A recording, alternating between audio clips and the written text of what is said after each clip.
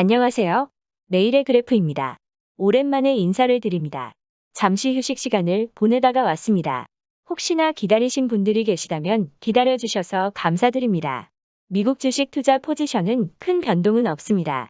제가 좋게 보고 있던 혁신성장 주식들인 이항, 나녹스, 조비와 같은 주식들은 하락장에서 포지션을 더 늘렸습니다. 장기로 보고 있는 종목들이기 때문에 여전히 같은 전망으로 투자에 임하고 있습니다. 휴식을 오래 취했던 다른 이유 중 하나는 제가 다른 자산에도 투자를 했기 때문입니다. 얼마 전까지 많이 핫했던 암호화폐에도 투자를 해왔습니다. 지금까지 유튜브에서 다루지 않았던 이유는 지나치게 많은 자산군에 대해서 다루면 구독자분들에게 혼란이 올 수도 있고 지나치게 관심이 분산되어 이도 저도 아니게 된다는 생각이 조금 강했던 것 같습니다. 그런데 오히려 반대로 제가 바라보고 있는 기회 요인들을 폭넓게 나누고 그 판단은 독자분들이 하게 하는 게 맞지 않겠냐는 생각이 들어 앞으로는 폭넓게 여러 자산군을 다뤄보려고 합니다. 저도 처음에 가상화폐에 대해서 굉장히 부정적인 입장을 취했었지만 블록체인의 효능을 여러 측면에서 확인할 수 있었고 이에 대해 더 깊은 관심을 가지게 되었던 것 같습니다. 그리고 운이 좋게도 카카오에서 만든 코인인 클레이라는 종목을 500원 정도에서부터 알게 되어 지금까지 일부만 이익을 실현하고 보유하고 있습니다. 어느 정도 이익을 실현해서 행복한 시간이었지만 나머지 보유액에 대해서는 최근 많이 하락했기 때문에 속이 다소 쓰리기도 하지만 나머지는 마찬가지로 장기로 가져갈 생각을 하고 있습니다. 그리고 이런 위험 자산에는 당연히 변동성이 수반된다는 점을 이해할 필요가 있습니다. 오늘은 비트코인에 대해 간략히 다뤄볼까 합니다. 모두 잘 아시겠지만 비트코인은 변동성이 굉장히 큰 상품입니다. 좌측의 그래프는 비트코인의 하락률이 폭락 수준을 보여왔던 구간들을 정리한 그림입니다. 비트코인은 주기적으로 높은 변동성을 보여왔습니다. 최근에 3만 불로 하락한 비트코인은 무려 마이너스 51%의 하락률을 보였습니다. 우측과 같이 부모님들이 자식들 코인하는 거 아니라고 말씀하시는 것이 충분히 이해될 만합니다. 하지만 변동성은 단순히 하락만 있는 것이 아니고 상승도 있습니다. 변동성이 높다는 이유로 꼭 회피하는 것은 다시 한번 생각해 볼 만할 것 같습니다. 위험의 반대말은 기회이기도 한 것 같습니다. 수많은 사람들이 비트코인은 죽었다고 선언해 왔습니다. 다소 자극적인 제목을 전면에 놓기는 했습니다만 사실 이 선언은 한두 번 있었던 것은 아닙니다.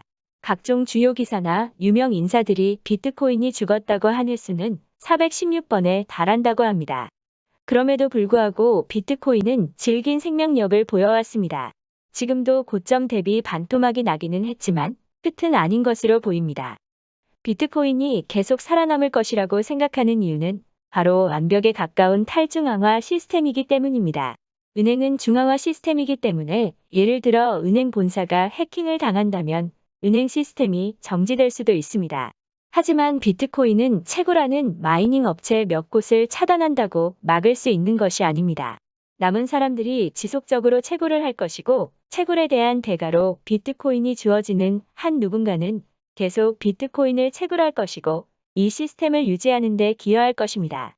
중국이 비트코인을 거래 금지를 넘어 채굴까지 금지하려고 추진하고 있다는 기사를 보셨을 것입니다. 이 기사가 공포 요인이 되어 최근 급락을 유도하기는 했지만 비트코인은 죽을 수 없습니다. 또 하나는 다소 음모론적 이야기일 수도 있겠지만 이 시장을 주도하는 세력들이 황금알을 낳는 이 시장을 이렇게 버리고 지나갈까라는 생각이 듭니다. 이 거위를 정말 죽일까? 얼마 전 국내 코인 거래대금이 코스피 거래대금을 넘었다는 뉴스도 보셨을 것 같습니다.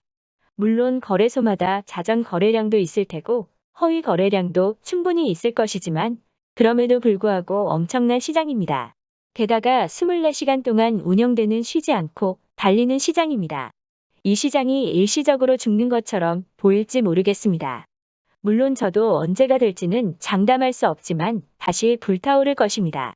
얼마 전 골드만삭스는 비트코인이 새로운 자산군으로 인정될 수도 있다는 취지의 보고서를 올린 바 있습니다. 중간중간 노이즈는 분명히 있을 것입니다. 기관들이 팔고 있다, 비트코인은 피해야 한다 등등의 이야기는 있을 것입니다. 하지만 조금씩 우리 삶에 더 다가오고 있습니다. 이번에 새롭게 이 시장에 진입한 분들은 많은 분들이 패닉셀을 하셨을 것입니다.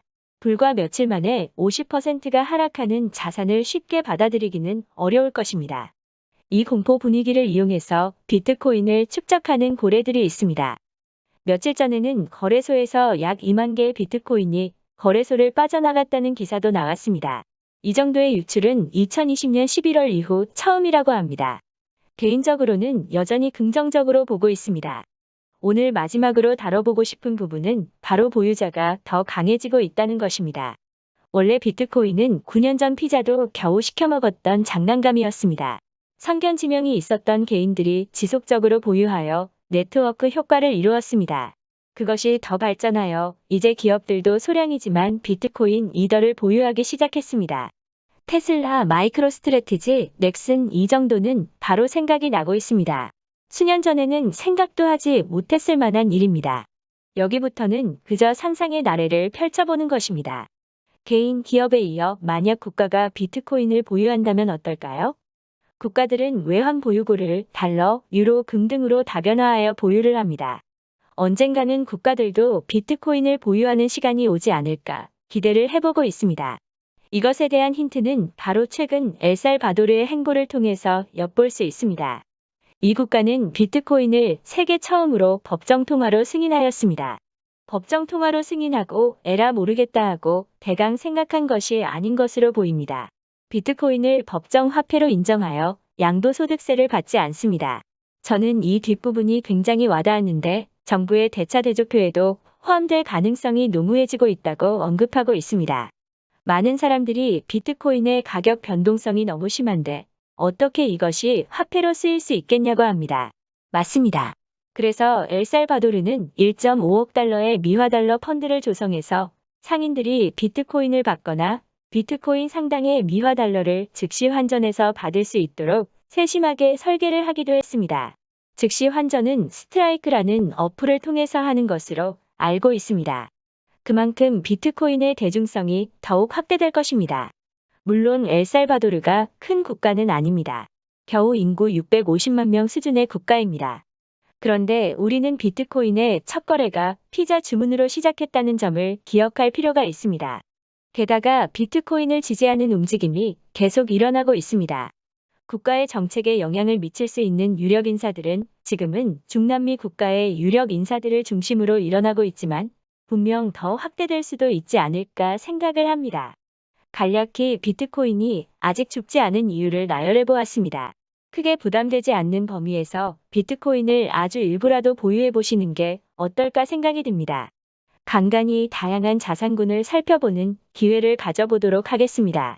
좋은 밤 보내십시오.